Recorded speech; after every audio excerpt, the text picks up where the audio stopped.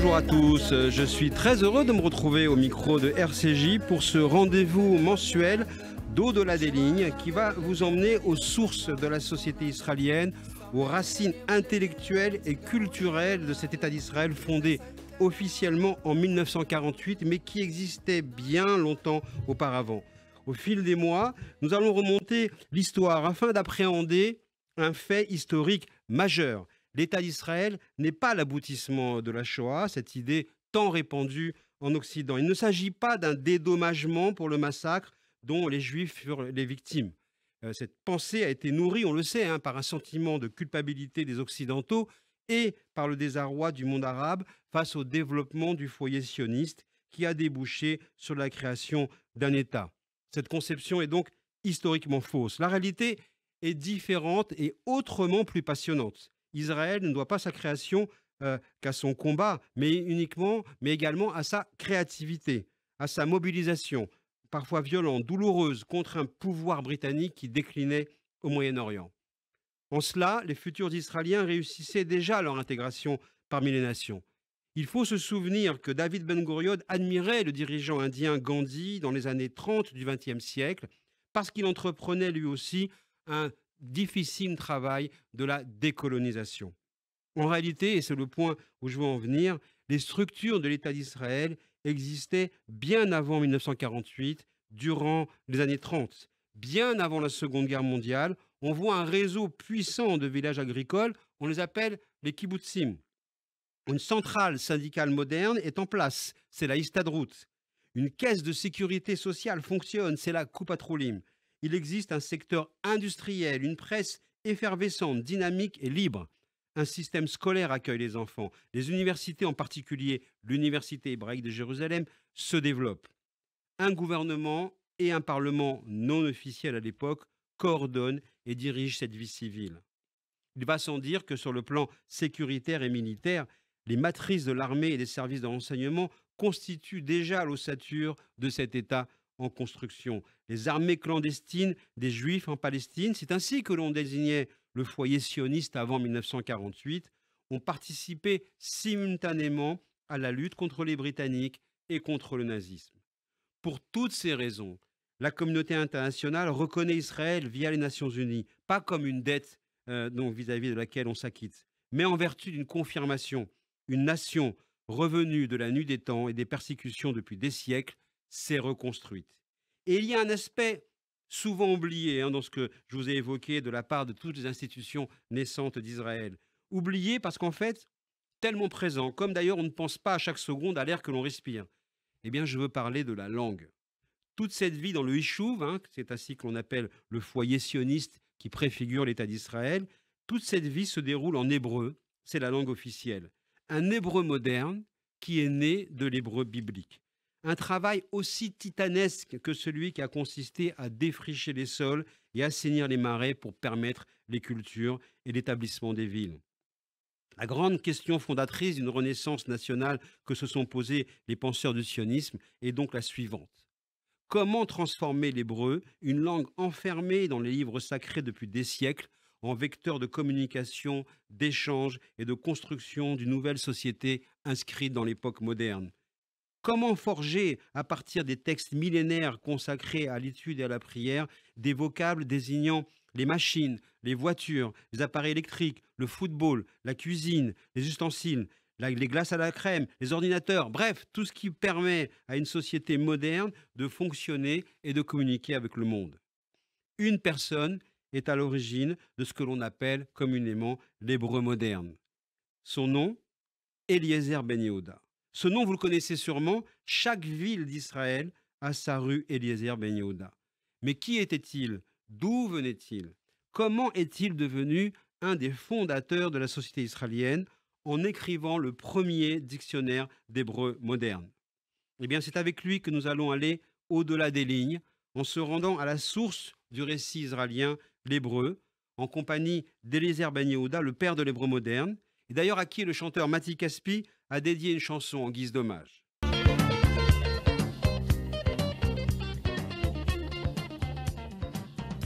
C'était Eliezer Ben Yehuda par Matti Caspi, une chanson tirée de son album intitulé Face A, Face B. Entre autres, dans ses paroles, il est dit, eh bien, l'Hébreu a bien attendu 2000 ans, il attend maintenant qu'Eliezer Ben Yehuda se lève chaque matin pour libérer les mots qui sont en lui. Alors, on va découvrir justement à présent comment Eliezer Ben Yehuda s'est lancé dans la construction de cet hébreu moderne. Mais on va d'abord, une fois de plus, s'arrêter sur un étonnement. Lorsqu'on débarque à l'aéroport Ben Gurion à Tel Aviv, on ne réalise jamais à quel point entendre parler hébreu est naturel. On voit des enseignes écrites dans la langue biblique. On utilise le shekel comme monnaie. On entend parler hébreu autour de soi. En fait, on voit un miracle sous nos yeux constamment et il faut s'y arrêter quelques instants parce que comme dit le Petit Prince dans le livre, mais qui s'inspire lui-même de la Kabbale, l'essentiel est invisible pour les yeux et en l'occurrence, cette fois-ci pour les oreilles.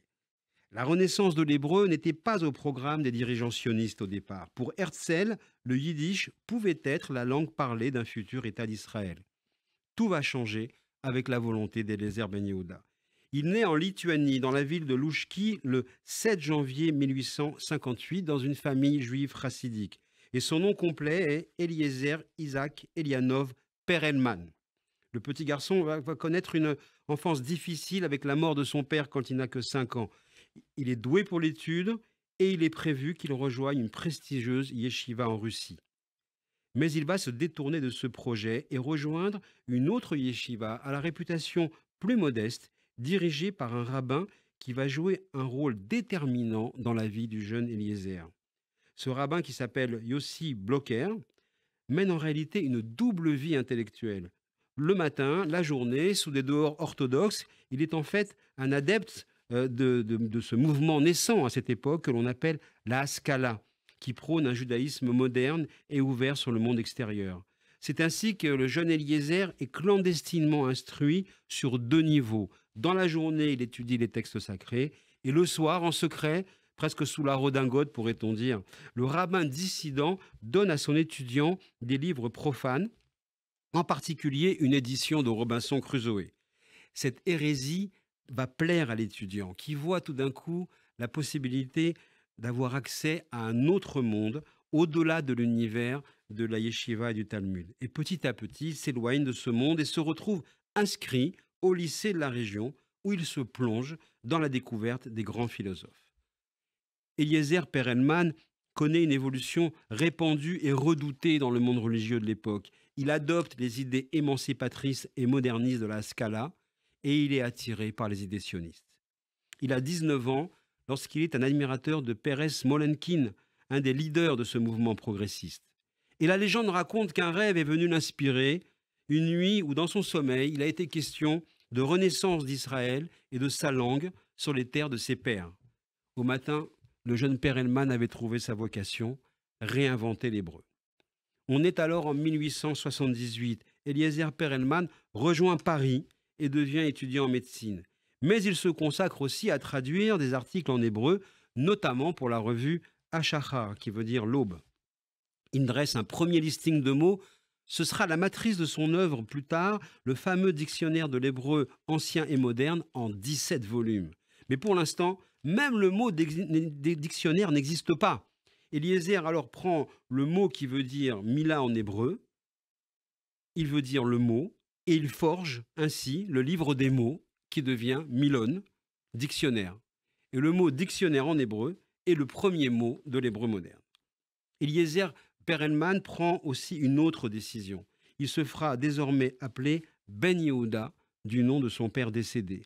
Il devient littéralement Eliezer, fils de Yehuda, une appellation très biblique et très descriptive au premier degré également, à la manière des expressions qu'il va créer en hébreu par la suite. En 1881, le jeune Eliezer Ben Yehuda franchit le pas. Il rejoint Jérusalem. Avec son épouse Déborah, il rajoute au serment de leur union une autre promesse qui tient en 2 mots. Rak Ivrit, seulement l'hébreu. Ça va devenir maintenant leur mantra. Le couple a décidé de ne plus jamais utiliser une autre langue que l'hébreu et il commence d'ailleurs ses premières transactions commerciales avec les commerces autour de lui en hébreu. Au début, le couple est considéré dans son quartier comme un couple étrange. Il habite une demeure rue Éthiopia à Jérusalem et il interdit à toute personne entrant dans sa maison de parler une autre langue qu'hébreu. Rak Ivrit, c'est ce qu'on entend du matin au soir autour de la maison des Yehuda, des Ben Yehuda. L'enfant qu'ils attendent va s'appeler Itamar, sera le premier enfant d'Israël à être exclusivement élevé en hébreu. Qu'entre vents et marées, Eliezer Ben Yehuda ne parle qu'hébreu, y compris à son chien. Et ce que je vous dis là n'est pas une simple anecdote. Pourquoi ? Parce que cela met en rage les juifs ultra-orthodoxes du quartier qui ne supportent pas de voir que l'on utilise la langue sacrée pour parler à un animal. Face à ce sacrilège, il fut dénoncé aux Turcs qui deviennent ses ennemis linguistiques avec les ultra-orthodoxes. Eliezer Ben Yehuda se retrouve alors en prison. Et la vie continue d'être cruelle avec lui. Son épouse malade décède et quelque temps plus tard, il se remarie avec sa belle-sœur. Forger l'hébreu moderne reste pour lui une activité très dangereuse. Lorsqu'en 1910, Eliezer Ben Yehuda publie son premier des 17 volumes de son dictionnaire hébreu, il est alors poursuivi par les Turcs pour complot contre le pouvoir et il est contraint de fuir aux États-Unis. Il s'installe à New York. Mais en 2019, il retourne en Palestine où la donne a changé. Car depuis la déclaration Balfour de 1917 qui autorise la création d'un foyer national juif dans le cadre du mandat britannique après la Première Guerre mondiale, la situation est toute différente. Eliezer Ben Yehuda revient sur place, se démène et obtient un résultat considérable de la part des Britanniques. L'hébreu devient la 3e langue officielle du pays. Eliezer Ben Yehuda fonde alors un hebdomadaire, Hatzvi, qui veut dire le cerf, là où il fait la promotion pour la création d'un État juif et du parler hébreu au quotidien. Il devient alors la référence pour la renaissance de l'hébreu moderne. Il présidera jusqu'à sa mort en 1922 l'Académie hébraïque. Sa veuve et son fils poursuivront la publication de son dictionnaire jusqu'en 1959. Alors, comment la renaissance de l'hébreu a-t-elle influencé la culture juive moderne ? Eh bien, tout d'abord, par l'identité nationale. L'hébreu est devenu un symbole de l'identité juive et du nationalisme sioniste, ce qui n'était effectivement pas prévu par les textes sacrés. La promotion de l'hébreu comme langue nationale a donc renforcé, de par le monde, le sentiment d'appartenance à une communauté unie, tant en Israël que dans la diaspora. Par l'éducation et la littérature également, avec la renaissance de l'hébreu, eh bien de nouvelles œuvres littéraires, poétiques, philosophiques ont pu être introduites dans cette langue. Cela a conduit aussi à un renouveau de la littérature hébraïque avec des acteurs et des auteurs modernes comme Shmuel Yosef Agnon qui ont enrichi le patrimoine littéraire juif. La culture populaire est devenue effectivement portée par cet hébreu devenu la langue des médias, du théâtre, de la musique et du cinéma en Israël. Cela a permis de créer cette culture populaire dynamique et contemporaine accessible à tous, que l'on connaît bien maintenant. Et puis, il y a ce que l'on appelle, ce que les linguistes, les spécialistes appellent la relativité de la langue. La renaissance de l'hébreu a également permis de créer un vocabulaire moderne, adapté aux nouvelles réalités sociales, technologiques et politiques. Cela a permis aux Juifs de s'exprimer sur des sujets contemporains, tout en étant connectés à leurs racines, tout en continuant à pouvoir lire dans les livres sacrés et dans le patrimoine historique. On le voit, l'œuvre de Ben Yehuda ne se limite pas à un travail sémantique ou linguistique. Il a démontré à quel point la défense d'une langue est un acte politique dans un projet de renaissance nationale. D'ailleurs, ses ennemis, il faut le savoir, ne le lâcheront pas longtemps après sa mort. Les plaques apposées sur la maison de la rue Éthiopia à Jérusalem ont souvent été arrachées par des activistes ultra-orthodoxes qui n'ont jamais accepté que l'hébreu devienne la langue de la vie courante en Israël. En 2007, l'UNESCO, de son côté, a décidé de rajouter le nom d'Eliezer Ben Yehuda à la liste des personnalités qui ont le plus influencé la culture mondiale. Et maintenant, demandez-vous, à vous qui connaissez peut-être l'hébreu ou qui l'apprenez, au fond, quelle est votre lettre préférée en hébreu ? Eh bien, en ce qui concerne, moi, je vais vous le dire, pour moi, c'est la lettre Lamed, parce que cette lettre, dans son dessin, elle dépasse la ligne, elle porte à aller plus loin, elle porte à aller au-delà de la ligne. C'était Arik Einstein sur des paroles justement de Chaim Nachman Bialik. La chanson s'appelle « Place-moi sous ton aile ». Et ce sont des paroles effectivement de ce poète national, celui qui est considéré donc en Israël comme étant le poète national, parce qu'il s'est inspiré également des méthodes d'Eliezer Ben Yehuda, en considérant effectivement que les mots, les méthodes devaient être adaptés à cette nouvelle société. Bialik a été très adapté par les chanteurs israéliens qui ont régulièrement puisé dans ces textes pour accompagner des pièces de théâtre, accompagner leurs mélodies. Et vous allez voir comment Bialik et Ben Yehuda, et c'est pour ça que j'ai choisi aujourd'hui de réunir ces deux personnages, partagent beaucoup de points communs. Tout d'abord, au début de leur vie, ce sont deux enfants du mois de janvier. Chaim Nachman naît un 6 janvier 1873 à Radi, dans une région d'Ukraine. Et comme le jeune Eliezer, futur Ben Yehuda, le père de Nachman Bialik, meurt quand le garçon a 7 ans. Le petit garçon est alors pris en main par son grand-père, très religieux, dans une communauté chassidique. Mais très vite, le jeune garçon comprend que la yeshiva n'est pas sa vocation. Il a déjà créé un mouvement de jeunesse, juste après sa bar mitzvah, appelé Israël éternel, Netzach Israël. Il s'installe à Odessa quand il a 18 ans. Et dans cette ville moderne et grouillante où vivent 150 000 juifs, il fait alors la connaissance avec un certain Asher Greenberg Ehad, qui lui va devenir Ehad Ha'am, dans son surnom, un du peuple. Il va devenir le chef de file du sionisme spirituel et un nom de la grande littérature juive de l'époque. Alors on va s'arrêter un instant sur cette notion souvent méconnue, le sionisme spirituel. Il faut savoir qu'à l'époque, c'est un courant de pensée porté justement entre autres par Ahad Ha'am, l'écrivain, qui s'opposait au sionisme politique d'Herzl. Il estimait qu'il fallait tout d'abord faire renaître la culture hébraïque, préparer l'opinion en diaspora et faire de Jérusalem un centre culturel, des aspirations politiques venant plus tard. En quelque sorte, ça ressemble aux thèses du philosophe politique italien Gramsci, qui plus tard, lui, professera cette approche en disant qu'il faut d'abord gagner la victoire culturelle. Elle préfigure la victoire dans les urnes. Eh bien, Bialik, en fait, adhère à cette conception et il soutient Ahad Ha'am dans des par-pieds, dans des interventions qu'il publie dans les journaux hébraïques. Il va ainsi apporter à sa manière sa reconnaissance et sa contribution à la renaissance nationale. Il va le faire avec la poésie. Bialik va devenir non pas un leader politique, mais un chef poétique. En 1892, il fait paraître dans une revue du nom de Pardès un poème nommé El Hatzipor, vers l'oiseau, à l'oiseau. C'est une ode sublimée à la terre d'Israël. Il a 19 ans et ce texte très remarqué le fait entrer dans l'Académie des écrivains juifs d'Odessa. Mais il faut bien vivre et il devient négociant en bois à Kiev. Sauf qu'il est très vite rattrapé par sa passion et il repart à Odessa pour s'adonner à la poésie. Son premier recueil de poésie, Dvir, sera un grand succès. À Kishinev, pendant ce temps, en Moldavie, les pogroms sont permanents. Bialik se rend sur place, recueille les paroles des rescapés et il en fera 2 textes majeurs, La ville des massacres et L'abattoir.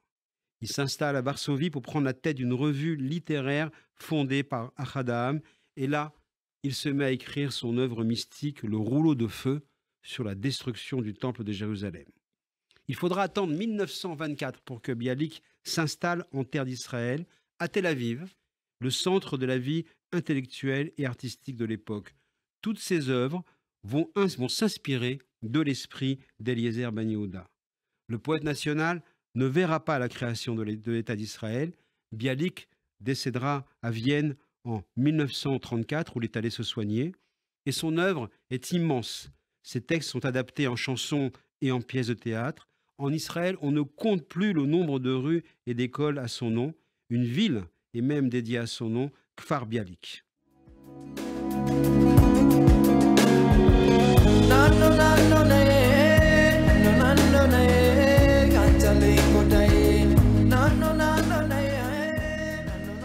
Et je ne voulais pas en fait démarrer ce rendez-vous sur les sources sans pouvoir recevoir celui qui est le spécialiste des sources dans le monde juif. Je veux parler bien sûr du professeur Maurice Ruben Rayoun. Très content de vous recevoir aujourd'hui. Merci. Bonjour, ravi de vous rencontrer. Et vous êtes donc professeur d'université, philosophe, écrivain. est grand spécialiste au fond de tout ce que sont les sources, l'immensité des sources du judaïsme. Vous venez d'ailleurs de le rassembler dans une somme, un livre très important qui s'appelle Les Voies du judaïsme, Oui. aux éditions du Cerf. Ça vient de de sortir. Et au fond, on a le sentiment que vous avez voulu faire totalement le tour. C'est exhaustif, c'est 900 pages. Alors, c'est pas pour décourager, mais au contraire, c'est pour encourager à prendre le temps de le lire. Pourquoi, au fond, tout rassembler en 900 pages? Ça cherche ni plus ni moins qu'à retracer de la manière la plus exacte possible l'histoire intellectuelle du judaïsme. Ce qui ne veut pas dire qu'on a rejeté l'histoire religieuse, mais l'histoire religieuse fait partie de l'histoire intellectuelle, et justement, à la base ou au fondement de cette histoire intellectuelle, il y a bien entendu la question des sources. C'est-à-dire, qu'est-ce que le judaïsme? Alors j'évite évidemment toute apologétique, hein, ce n'est pas le genre de la maison. Ce qu'on cherche, c'est la vérité philosophique et la vérité historico-critique. Le reste est respectable, mais ne nous intéresse pas en tant que savants.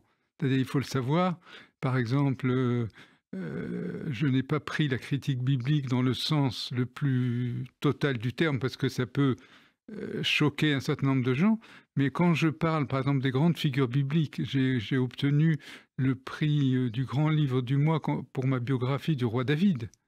Mais il est évident que ce que j'ai tiré de la biographie du roi David ne correspond pas en tout point à ce qu'en dit la Bible, qui, elle, a une approche théologique de l'histoire. Oui, en fait, vous remettez dans l'histoire et dans leur histoire et vous contextualisez exact. Les grands personnages, les grands moments et les grandes figures.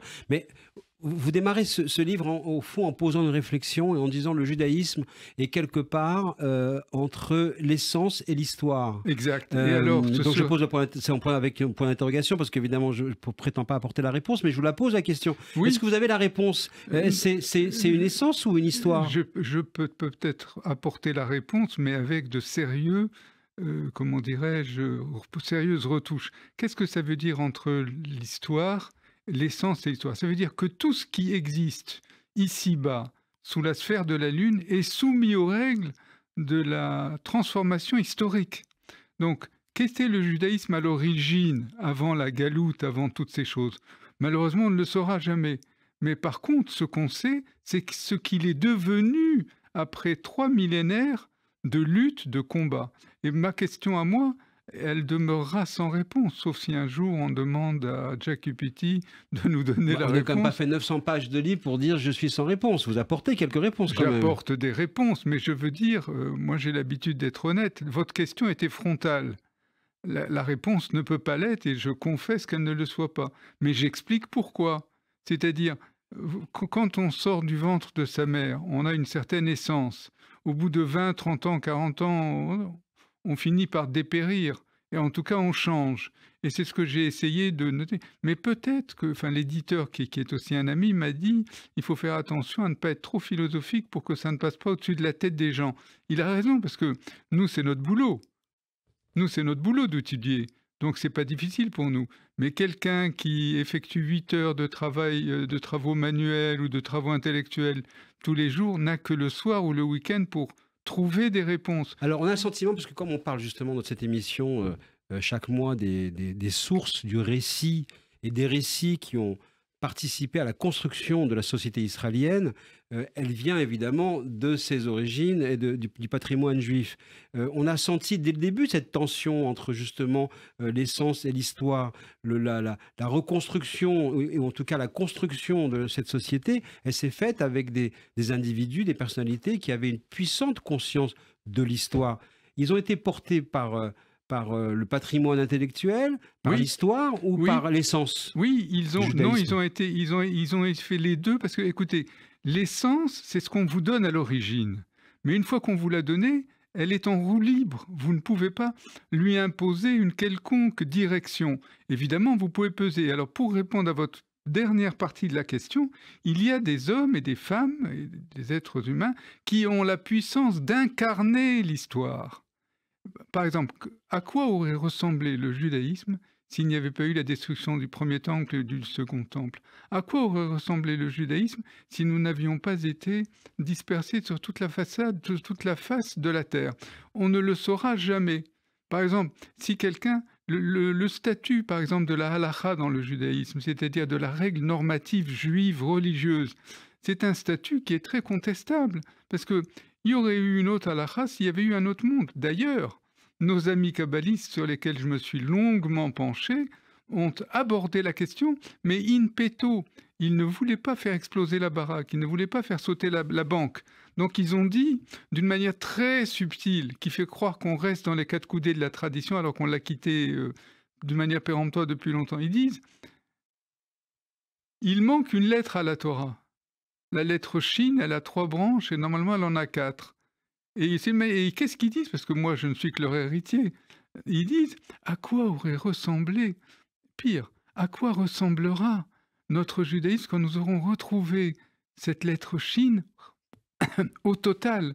Donc, si vous voulez, cher Michael, ils ont posé une question explosive en la présentant avec un jouet Bonux. Alors, vous savez, dans cette émission, on a parlé tout à l'heure au début d'Eliezer Ben Yehuda, le fondateur de l'hébreu moderne. Et par rapport à ce que vous dites, la question explosive, eh bien, on peut se rappeler à ce moment-là qu'effectivement, le mot sagesse, il est formé, selon ce que l'on dit souvent, de 2 mots en réalité en hébreu. La question, c'est la force de la question, c'est la chokhma, c'est-à-dire la sagesse, c'est la force de la question. Et de ce point de vue-là, on sait que la sagesse, c'est questionner. Là, vous le faites absolument remarquablement, vous le faites régulièrement dans vos livres. Moi, je vous pose aussi une autre question maintenant. On a vu les 2 personnages aujourd'hui qui nous ont intéressés, c'est Eliezer Ben Yehuda et Bialik, le poète national juif, devenu ensuite le poète national israélien. On a vu comment ces 2 personnages sont nés dans le monde juif chassidique et ont été interpellés par ce mouvement de la Haskalah, ce mouvement de l'émancipation que l'on appelle peut-être abusivement les Lumières. Dominé par Mendelssohn. Alors, éclairez-nous justement en quelques mots sur ce mouvement. Pourquoi a-t-il été, au fond, aussi puissant à cette époque et pourquoi a-t-il attiré autant de personnages et de gens qui avaient grandi dans le monde chassidique? Parce que le judaïsme n'a jamais été en retard d'une modernité. Le judaïsme n'a jamais été en retard d'une modernité. Il a toujours posé les questions, sans toujours apporter les bonnes réponses ou les réponses qu'on attendait, mais il a apporté des réponses. Et donc justement, on voit que, alors que ces jeunes esprits, Ben Yehuda, Bialik, naissent dans le monde du Talmud, dans le monde de la question, mais on a l'impression que quelque part ça leur suffit pas. Parce que ils ont Pourquoi? repris. Alors parce qu'ils ont été plus conformes aux sources, cher Michael. Je vais vous donner un exemple. Des gens qui sont allés vers la culture entre guillemets profane n'ont pas voulu se satisfaire des 4 coudées du Midrash et du Talmud. Alors ça ne veut pas dire qu'ils ont... Vous savez, le poète judéo-allemand Heine dit que Mendelssohn a parachuté par-dessus bord le Talmud. Il a simplement dit que le tout religieux n'existe pas dans le judaïsme. C'est comme lorsqu'on dit le tout nucléaire ou le tout sécuritaire. Il a compris qu'un certain nombre de choses avaient pesé sur le devenir historique du judaïsme qui lui avait fait emprunter une certaine direction et pas une autre. Maintenant, que l'on soit ébahi et que l'on soit ébloui, par la beauté de la pensée, par le cheminement d'une pensée qui explore, qui confronte, qui discute, qui s'interroge. Ça, c'est quelque chose qui ne va pas véritablement à l'encontre de la conscience religieuse. C'est une caricature de la conscience religieuse que de dire qu'il faut tout attendre la bouche ouverte, les bras ligotés derrière le dos. Donc il y a un certain nombre de gens qui n'ont pas été satisfaits, au sens propre du terme, par ce seul apport religieux. Et c'est pour ça que Mendelssohn, qui est né en 1729 et qui est mort en 1786, 3 ans avant sa mort, il a pondu, si je puis dire, le vrai livre qui pose les questions fondamentales du judaïsme. Et ce livre, il s'appelle comment? Il s'appelle Jérusalem ou, comment c'est déjà? Ah oui, le pouvoir religieux et le judaïsme. Vous vous rendez compte? C'est une remise en cause presque frontale de la halakha, ce qui lui a d'ailleurs coûté très cher puisque les religieux l'assimilent aux réformés et aux libéraux et ils ne veulent pas en entendre parler. Mais enfin ça, c'est une autre histoire. Mais vous voyez, on a sans cesse évité le clash dans la culture juive parce que son statut n'était pas clairement défini. Les rabbins voulant tout avoir, ce qui est tout à fait logique et un peu normal, ils ont mis sur le bord de la route ceux qui n'étaient pas véritablement religieux. Et là, Mendelssohn a montré qu'il y a un passage dans la tradition juive où il y a un recours au profane, entre guillemets. C'est pour ça que Gershom Scholem, quand j'ai écrit Grand spécialiste quand de j'ai la écrit sa mystique juive. quand j'ai écrit sa biographie intellectuelle, qui a d'ailleurs été traduite en espagnol à Madrid, il explique que finalement, le judaïsme n'est pas quelque chose de posé définitivement, mais c'est quelque chose qui peut être extrêmement angoissant. Parce que si vous dites qu'il est à venir et qu'on n'en discerne pas véritablement les contours, alors que va croire le fidèle juif qui va à la synagogue le samedi matin ou le vendredi soir et qui s'aperçoit et qui croit qu'il a tout appris et qu'il sait tout et qu'il a bien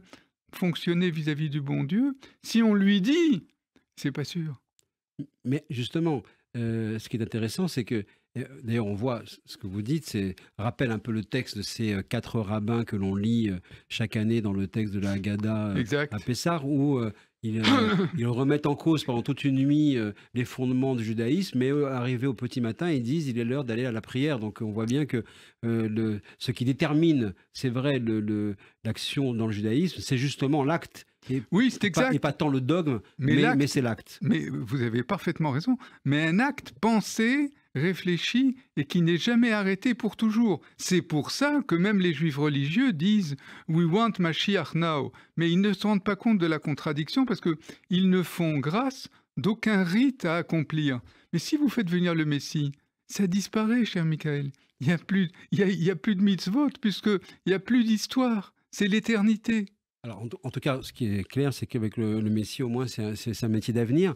Ce que l'on peut aussi envisager comme question et comme réflexion à ce stade, c'est justement lorsqu'on se penche un petit peu sur ceux qui ont fait en sorte qu'il y ait cette renaissance nationale en Israël, ils l'ont fait parce qu'ils étaient portés par une conscience historique. Mm-hmm. Et au fond, c'est ce qui a aussi provoqué une forme de sidération dans le monde religieux qui, lui, avait un modèle bien précis de retour de la souveraineté nationale, c'était soit effectivement, comme vous le dites, l'arrivée par le Messie, soit par une révolution religieuse et qui restaurait le temple. Mais des marxistes, léninistes, athées, venant créer une vie collective en Israël par le biais de la terre, du travail de la terre, personne n'y avait jamais pensé. Ça, c'est une surprise de l'histoire. C'est une surprise de l'histoire et ça montre aussi l'étroitesse du carcan, entre guillemets, religieux. Je ne vais pas me faire des amis en attaquant les religieux. Je n'attaque jamais personne puisque je suis un savant et le savant cherche la science. Il ne cherche pas à se battre. Alors ici, c'est l'émission des débats. On n'est pas dans un militantisme quel qu'il soit. Voilà, absolument. Mais, développez votre propos. Voilà. Et alors, les religieux... On ne peut pas le leur reprocher. Un jour, j'ai eu une discussion avec mon défunt père à propos de leur place dans la galaxie juive. Il m'a écouté paisiblement et à la fin, il m'a dit véritablement ce qu'il pensait. Il m'a dit « Ils sont comme ils sont, mais grâce à eux, la Torah n'a pas disparu. » Eh bien, mes recherches en tant que savant ont confirmé ce que mon père, qui était un homme de tradition, je lui rends hommage, mais il n'a pas fréquenté le Collège de France ni l'École pratique des hautes études, il avait raison quand il a dit que finalement, il y a des impératifs de l'histoire et une culture peut disparaître. Il faut aussi penser à comment la sécuriser. Je me souviens d'un professeur en Sorbonne, pas très loin d'ici, qui m'avait dit un jour « Monsieur Ayoun, les cerveaux ont aussi un estomac. » C'est amusant, parce que ça nous ramène à 2 parties du corps humain, le supérieur et disons, j'ose pas dire l'inférieur, mais ce qui est plus bas. Et finalement, si on n'a pas mangé, si on n'a pas bu, si on n'est pas au chaud, on ne peut pas développer une pensée. Donc ce qui veut dire que le vrai judaïsme n'est peut-être pas celui que nous avons, mais on est sur le chemin. Quel est le mouvement politique historique, philosophique qui est le plus au fond ou qui le plus irrigue pour vous la société israélienne qui est venue se reconstruire avant la fondation de l'État en 1948, puis à partir de 1948. Quelle est pour vous la référence, s'il y en a une référence historique et philosophique qui organise cette société? D'abord, je dois, d'observateur et d'écrivain. Je ne voulais pas vous couper la parole. Pardonnez-moi. D'abord, par honnêteté, je dois dire mon incompétence sur la société israélienne actuelle. Mais pas sur les sources juives qui l'ont créée. Ah non, ça c'est les sources juives, j'ose pas dire, je vais être prétentieux, je les domine. Cher Michael, trouvez quelqu'un de ma génération qui a traduit autant de l'hébreu, de l'allemand et de l'araméen. S'il existe, présentez-le-moi, mais ça sera certainement mon double. Puisque j'ai regardé, puisque quand je travaille, je lis ce qu'on a fait avant moi. Donc je suis honnête, je dis. Alors, ce qui a véritablement changé la méthode et la perception que nous avons de ce gigantesque réel en devenir qu'est notre judaïsme, c'est tout simplement deux choses.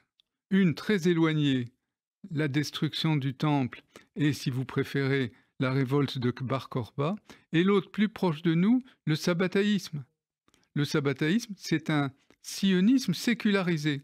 Le problème, c'est qu'il y a au sein de cette communauté un Kulturkampf, c'est-à-dire un combat autour de la culture, ou si vous préférez en hébreu, il y avait un type, que je n'ai pas connu, mais que j'ai étudié, et on n'est pas de la même tendance, mais c'était un homme qui touchait bien l'objectif, qui s'appelait Baruch Kurzweil. Il a écrit un livre, c'était des résumés de choses, où il dit en hébreu, et comme vous possédez parfaitement l'hébreu, on le traduira après, Bema'avak al-erke hayahadut, dans le combat autour des valeurs de la religion juive. Ça a toujours été un combat, parce que les gens qui attendent Hakol Mina Shamayim, encore une fois, je ne les critique pas, je trouve simplement qu'ils ont un développement intellectuel mineur, et qu'ils ne peuvent pas dialoguer véritablement avec nous. Et la deuxième chose, c'est évidemment la Seconde Guerre mondiale, qui a fait que toute une partie des débris du judaïsme européen ont émigré vers ce qui allait devenir Eretz Israël et Médinat Israël, à laquelle nous sommes tous très très attachés. Mais le problème des origines et le problème des compétences ou des incompétences, c'est quelque chose qui est très délicat. Et pour pouvoir en parler, il faut avoir passé, comme disait le géographe, une vie d'études pour 1 heure de synthèse. Et parfois même, on n'est pas à l'abri d'un certain nombre de bêtises véhiculées par les radios et par la presse écrite, et qui font que, finalement, on ne voit pas clair. La résurrection de l'État d'Israël, c'est quelque chose qui dépasse. Vous savez, le livre qui m'a le plus frappé, à mon âge, où je devrais mieux faire circuler l'émotion, c'est le fait que nous pouvons parler de l'État d'Israël comme d'une réalité, et non pas de quelque chose que l'on attend et qui est là. Alors lorsque, évidemment, il y a des gens qui se réveillent et qui disent c'est un cauchemar, la société israélienne aujourd'hui est un cauchemar, entre guillemets, c'est-à-dire il y a tellement de problèmes, il y a tellement de désunions. Et moi-même, je ne suis pas loin parfois de penser qu'un peu plus d'unité, surtout par les temps difficiles que nous traversons, ne peut pas faire de mal. Mais apparemment, ça ne s'arrête pas. En ce moment, d'ailleurs, un des slogans et une des phrases clés qui est véhiculée en Israël, depuis notamment le pogrom du 7 octobre, c'est « Ensemble, nous gagnerons ». Exactement. Moi, je me joins tout à fait. Moi, je ne suis rien, mais je trouve ce principe très productif, très bon, et en tout cas très bien fondé. Vous avez, à travers justement toutes les sources que vous connaissez par cœur, historiques, religieuses, kabbalistiques, est-ce que la littérature germanique, est-ce que la littérature que l'on voit émerger au début de la société israélienne est pour vous inspirée de ce monde-là, ou est-ce qu'il y a une volonté au fond de créer un univers nouveau et de se séparer de cette diaspora que ces militants sionistes veulent créer? Moi, je n'aime pas les gens qui se séparent. Je trouve d'ailleurs même que l'une des fautes que nous avons commises au regard de l'histoire, c'est de nous être séparés. On a quand même une excuse. C'est que sans cette séparation, nous n'aurions pas subsisté. Nous aurions fait partie des musées, pour ne pas dire des poubelles de l'histoire. Et ça, je considère que l'une des forces majeures et l'un des mérites incommensurables de la classe rabbinique, c'est de nous avoir maintenus. J'ai eu envie d'ajouter à quel prix? Avec un réseau d'interdits, avec tu ne feras pas ça, tu n'épouseras pas celle-là, tu mangeras pas ça, tu feras ceci, tu feras cela. On en oublie le judaïsme. On en oublie le judaïsme. Et quelle est pour vous son essence alors, s'il n'est pas dans ces liens que d'aucuns disent sont des liens qui libèrent? Quelle est son essence? Son essence, c'est de s'appuyer sur la force matérielle pour faire émerger quelque chose de philosophique et de principiel, c'est-à-dire qui aille au fond des choses. Il ne faut pas qu'on confonde la plante et le terreau sur lequel elle pousse. Mais pour ça, il faut avoir des interlocuteurs et surtout ne pas avoir peur d'être attaqué. Or, moi, j'ai peur d'être attaqué. Évidemment, d'être attaqué intellectuellement. Je ne me développe pas bien dans ce genre de choses. C'est pourquoi vous ne trouverez jamais de ma part une signature d'une pétition ou une difficulté avec quiconque. Et d'ailleurs, personne n'a jamais osé écrire un mauvais compte-rendu sur mes livres. Alors, regardez, j'en ai écrit 74. Ce que vous évoquez, justement, c'est au fond ce sionisme spirituel un petit peu qui a pu exister, porté par Hadam à l'époque, qui disait, au fond, il faut d'abord créer un centre culturel avant d'être en capacité de pouvoir créer des structures d'État. Est-ce que vous avez le sentiment que c'est ce qui manque, ou est-ce qu'au contraire, il y a une bonne fusion entre le rayonnement spirituel et culturel en Israël et son rôle d'État? Moi, je modifierais légèrement le principe d'Achadam. Voilà ce que je dirais. C'est vrai que c'est la culture qui commence. Mais si on n'a plus des soldats pour nous défendre, la culture, elle sera dans les cimetières, ce qu'à Dieu ne plaise. On peut le voir malheureusement dans l'histoire, pas seulement récente, mais multimillénaire du devenir juif. Avons-nous... Vous savez, tout à l'heure, je voulais dire quelque chose et puis je me suis interrompu moi-même. Le livre qui m'a le plus impressionné, alors que j'étais en train de l'écrire, et où j'avais l'impression que la plume se dérobait à ma guidance, c'est l'historiographie juive. L'historiographie. Ça, c'est un très vaste sujet pour lequel, effectivement, j'aurai le plaisir de vous réinviter. Merci beaucoup, Maurice Ruben Ayoun. Merci à vous. Je rappelle donc le titre de votre livre, nouveau livre qui vient de sortir, une somme, qui s'appelle Les Voix du judaïsme aux éditions du CERF. Merci, c'est la fin de cette émission. Merci à toute l'équipe technique de RCJ. Merci à Daniel pour la programmation. Je veux d'ailleurs citer aussi l'ouvrage 70 figures d'Israël 1948-2018 de Jean-Pierre Alali et Chaim Musikant aux éditions Glyph. Très utile pour la préparation de cette émission. Je vous dis au mois prochain.